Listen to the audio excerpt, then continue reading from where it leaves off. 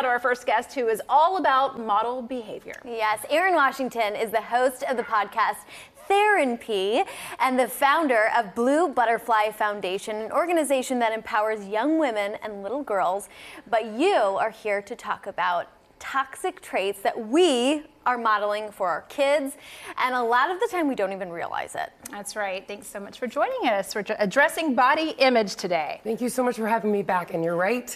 You think about what you say to your kids. We lift them up. We tell them they're so beautiful and strong. But if you're in the mirror like, oh, I got to lose 10 pounds, they're watching that. So it starts with you and what you're modeling. Yeah, let's talk about some of those toxic traits, because you said that there are some that start even in the beginning of the year. When we're talking about it's a new year and we're gonna lose weight. How does this impact my child's image of himself? It's showing your son that he's not worthy to go into the new year in the body that he has. He has to be smaller to be worthy and valuable. So stop making it about a weight loss. If you wanna feel better, maybe you do wanna lose weight, talk about moving more in the new year. Make it a family affair. You know, you'll go out on walks together, but don't show your child that a thinner version of them is a more desirable one to go to a big event, to move into the new year, etc. It's so true. So what would you say to your children then?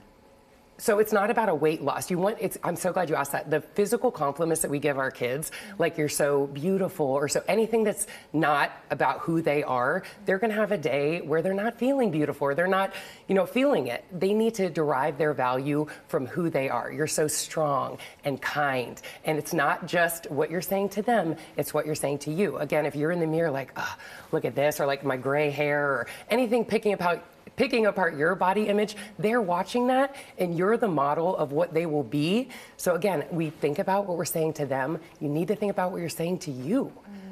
Good point. I know I'm guilty of telling my kid, complimenting him physically because he's been working out. He's at that age right now where he's starting to do that. But there's so many different ones that you listed that really play an effect, like weighing in on the scale.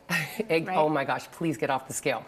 You are showing your child that we step on a little machine and that's telling us if we're having a good or a bad day. Your reaction like, or, oh. So your kid is looking at that like, oh, okay, that tells us our worth. Don't show them that their worth comes from a little machine that we step on. If you are looking to lose weight or, tone up, go by how your clothes are fitting, but stop showing your child that we step on a little machine and that tells us if we're worthy or not. Okay, so let's focus on ourselves. And in the podcast, I saw that you spoke to, people like Melissa Joan Hart, you talked to Sarah Haynes, and they shared some pretty powerful stories, personal stories. What was the biggest lesson that you learned from them?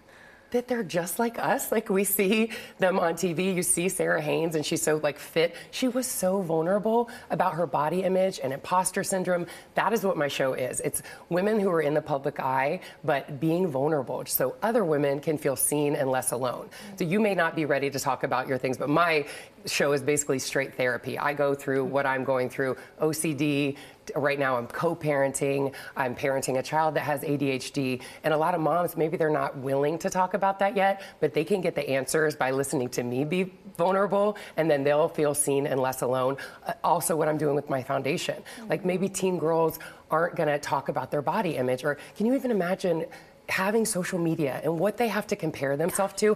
I struggled so much. I mean, admittedly, anorexia, bulimia, there was no social media. So these teen girls are looking at these pictures on Instagram that are, first of all, not real. They're edited, and we're showing them it's not real. Don't ruin your day by scrolling and look at these edited pictures. And if we come in and share our vulnerable stories, kind of like on my show, and say, yeah, I struggled, but here's how I came out on the other end, and it makes them trust us. We get it. They're not going to therapy. They're talking to someone who's been through the exact same thing that they have and have made it through to the other side. You just touched on some of that vulnerability that you faced and how you struggled with eating and in your relationship as well. At what point do you realize that you're going to come out and be open about it? For me, my eating disorders were my thing. Everybody has something that it's in their past, they don't talk about it. That's the magic. Whatever you are not talking about, once you share that, it's off of you and it's like the rest of your life opens up. My purpose now is to motivate other women, make them feel seen and less alone. And I never would be doing this if I was still keeping that a secret. So think about that one thing. I'll give you a hint. It's whatever you're thinking of right now. write it down, talk to your spouse about it, get it off of you, and the rest of your life will open up. You will find purpose in that dark thing that you're not talking about. I have the chills. Yes, I hope you all are listening out there. I do know that there are some children who go through, you know, the chunky stage of life, and then they're going into their adolescent stage, and maybe they're losing weight, and they think that it's a good thing. And maybe it's not such a healthy thing. What would you say to them? Again, I wouldn't even point it out. Not make physical compliments or any, like, talking about their physical appearance. Don't even make it a thing. It's so hard. My daughter will walk around the corner and I'm like, you're so strong. You were such a good friend. You were so kind. I wouldn't even point it out. Don't make it a thing. Weight and body image were such a thing for me, like growing up. And again, somebody that looks like very driven and they're working out, that could easily take a left into an eating disorder. So if you do have a child that is like looking in the mirror and looking at their weight, don't even point it out. Weight is not a thing. And again, don't point it out on yourself. Look at how you're talking to yourself, because she is absolutely watching you. Thank you. Thank you so much. Very powerful. Everyone, learn more from Erin Washington and connect on Instagram at I am Erin Washington. Erin, thank you so much. Thank you so much for having me.